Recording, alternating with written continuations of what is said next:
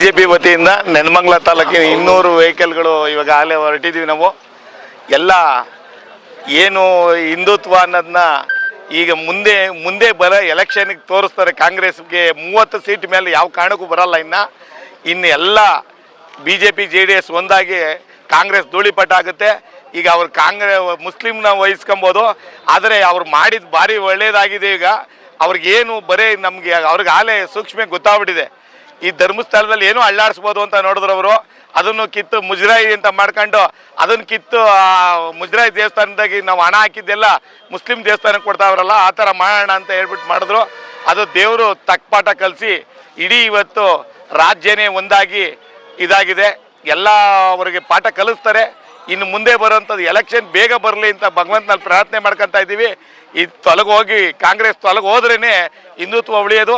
ಇಲ್ಲಾಂದರೆ ನಾವು ಮುಸ್ಲಿಮ್ನವ್ರ ಹಿಂದೆ ನಾವಿರಬೇಕಾಗ್ತದೆ, ಅವ್ರು ಆಡಳಿತ ಮಾಡಬೇಕಾಗ್ತದೆ. ಎಲ್ಲದ್ರಾಗೂ ನೀವು ನೋಡ್ತಾ ಇದ್ದೀರಾ. ಅದನ್ನು DK ಅವ್ರು ಹೇಳ್ತಾರೆ ಹಿಂದುತ್ವ ಅನ್ನೋದು ಏನು ಅಂತ ಅಂದ್ಬಿಟ್ಟು ಆ ಕನಕಪುರದಲ್ಲಿ ಜನ ಬುದ್ಧಿ ಕಲಿಸ್ತಾರೆ. ಕನಕಪುರನೇ ಫಸ್ಟ್ ಸ್ಟಾರ್ಟಿಂಗ್ ಆಗುತ್ತೆ ಏನು ಅಂತ ತೋರಿಸ್ತಾರೆ.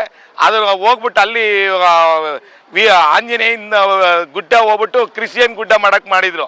ಅವಾಗೆ ಅಲ್ಲಿ ಏಟ್ ತಿಂದರು, ಅವ್ರ ತಮ್ಮ ಸೋತರು. ಅದರಿಂದ ಇನ್ನು ಮುಂದ್ಗಡೆ ಇನ್ನು ಬರೋವಂಥದ್ದಕ್ಕೆ ಅದೊಂದು ಆಂಜನೇಯ ಅವಾಗ ಒಂದು ಕಣ್ಣು ಬಿಟ್ಟಿರೋದಕ್ಕೆ ಹಿಂಗಾಗಿದೆ. ಇನ್ನು 2 ಕಣ್ಣು ಬಿಟ್ಟರೆ 30 ಸೀಟ್ ಮೇಲೆ ಹೋಗಲ್ಲ. ಮುಂದಿನ MLA ಸರ್ಕಾರ BJP JDS ಬರ್ತದೆ. ಎಲ್ಲ ಒಂದಾಗಿ ನಾವು ತೋರಿಸ್ತೀವಿ ಅವ್ರಿಗೆ.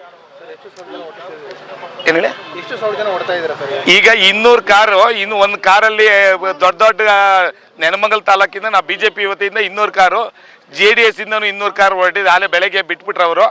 ಎಲ್ಲ ಒಟ್ಟಿಗೆ ಅಲ್ಲಿ ನಾವು ಸೇರ್ತೀವಿ. ನಾಳೆ ನಮ್ಮ ರಾಜ್ಯಾಧ್ಯಕ್ಷರು ನೇತೃತ್ವದಲ್ಲಿ ಸಭೆ ಇದೆ. ಯಾವ ಸಭೆ ಮುಗಿಸ್ಕೊಂಡು ನಾಳೆ ನೈಟ್ ನಾವು ರಿಟರ್ನ್ ಬರ್ತೀವಿ ಅಲ್ಲಿಂದ.